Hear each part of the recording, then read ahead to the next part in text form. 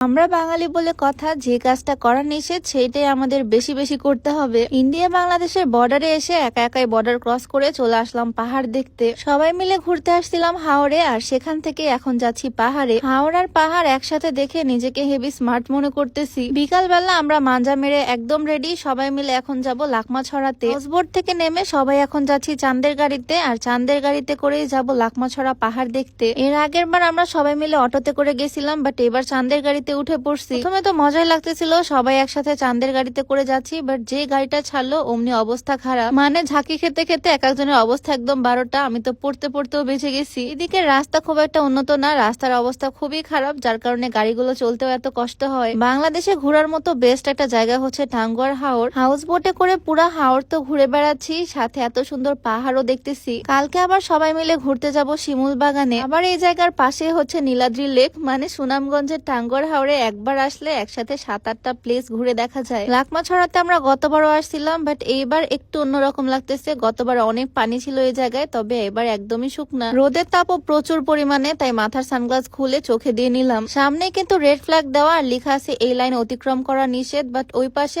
অনেক উৎসুক বাঙালি জনতা আছে, যার কারণে এখন আমিও যাচ্ছি। গতবার তো আমার হাজবেন্ড কোলে করে এই জায়গাগুলো আমাকে পার করাইছিল, বাট এবার আমি পুরাতন হয়ে গেছি ভাই, একা একাই পার হচ্ছি। লেখা আছে লাইন অতিক্রম করা নিষেধ, বাট লাইনের ওই পাশে সব মানুষ। ওই যে বললাম বাঙালিদের কাজই এটা, যেখানে যাওয়া মানা সেই জায়গায় বাঙালি বেশি করে যাবে। তার হাত ধরে একটু জোর করে রোমান্টিক ভিডিও করার চেষ্টা করতেছিলাম, বাট আমাদের ভিডিওর মধ্যে চলে আসলো হাড্ডি, মানে কাবাবে হাড্ডি যেটাকে বলে। আমাদের এত সুন্দর ভিডিওটা নষ্ট করে দিল, তাই ভাবলাম আরেকটা সুন্দর ভিডিও বানাই। এইবার বলো এই ভিডিওটা কেমন লাগতেছে? আজকে মনে হচ্ছে সকাল থেকে সব উল্টা পাল্টা কাজই আমি করতেছি। এবার পানির লেভেলটা অনেক কম, মানে একদম হালকা পানি, তবে এই পানি এত পরিমাণে ঠান্ডা মনে হয় একদম ফ্রিজের পানি। পাহাড় থেকে আসতেছে এই পানিটা। সত্যি এই জায়গার সৌন্দর্য একদমই অন্যরকম, একদম সবুজ সবুজ পাহাড় আর মাঝখানে ছোট্ট একটা ঝিরি। তবে এই বর্ডারটা ক্রস করার সাহস কিন্তু কেউই করেনি। এখন আমি দেখি সাহস করে ওই পারে যাব কি হয়। তার আগে তোমাদেরকে একটা ইফেক্টিভ জিনিস দেখিয়ে দিতে চাই। এইটা হচ্ছে একটা হেয়ার এসেন্স, প্যাকেজিংটা কিন্তু দারুণ। এই বক্সের মধ্যে আছে এসেন্সটা।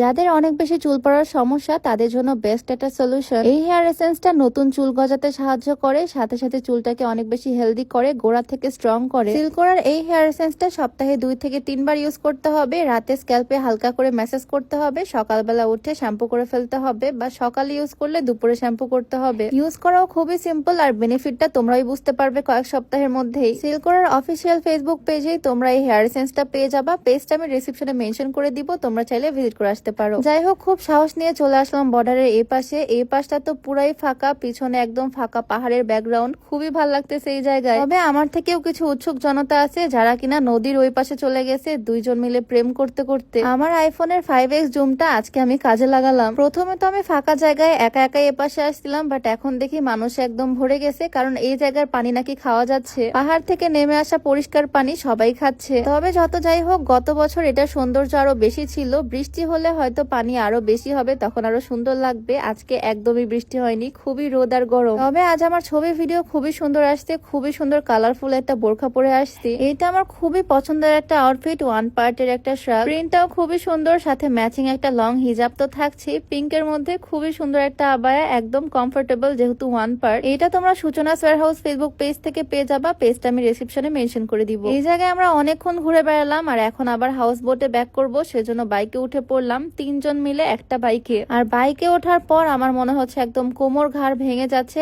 এত পরিমাণে বাজে এই রাস্তা। আর ওনারা খুবই প্রফেশনাল, তাই এই রাস্তার মধ্যে দিয়েও খুব স্পিডে চালিয়ে যাচ্ছে। তবে বারবার ঝাঁকি আর বাড়ি খেতে খেতে আমার একদম কোমর ব্যথা হয়ে গেল। পাশে এই জায়গাটাতে হচ্ছে নীলাদ্রি লেক, তবে নীলাদ্রি লেকে আমি এর আগেও গেছি, আর এখন আমার একদম কোমর ব্যথা হয়ে গেছে, তাই যাব না। তোমরা যারা এখানে আসবে তোমরা চাইলে বিকাল টাইমে লাকমাছড়া আর নীলাদ্রি লেক একসাথে ঘুরে দেখতে পারো। আর সারা রাত আমাদের হাউস বোটটা এই ঘাটেই থাকবে। সকালবেলা আবার এখান থেকে বোট ছাড়বে, সরাসরি সকালবেলা আমরা চলে যাব শিমুল বাগানে। সন্ধ্যাবেলাটা আমি ছাদেই বসে বসে এনজয় করতেছি, আর সন্ধ্যায় আমাদের নাস্তা চলে আসলো পাস্তা। এখানে আমরা 3 বেলার খাবার তো পাচ্ছি, সাথে একটু পরপরই নাস্তা। মানে সবকিছু মিলিয়ে এই হাউস বোটের ফ্যাসিলিটি কিন্তু একদম দারুণ। সবগুলো জায়গা তোমাদেরকে তারাই ঘুরিয়ে ঘুরিয়ে দেখাবে। তো এই ছিল আজ বিকালের মোটামুটি ঘোরাঘুরি। তো সবাই ভালো থাকো, আজকে ভিডিওটা এখানেই শেষ করছি। সবাইকে আল্লাহ হাফেজ, আসসালামু আলাইকুম।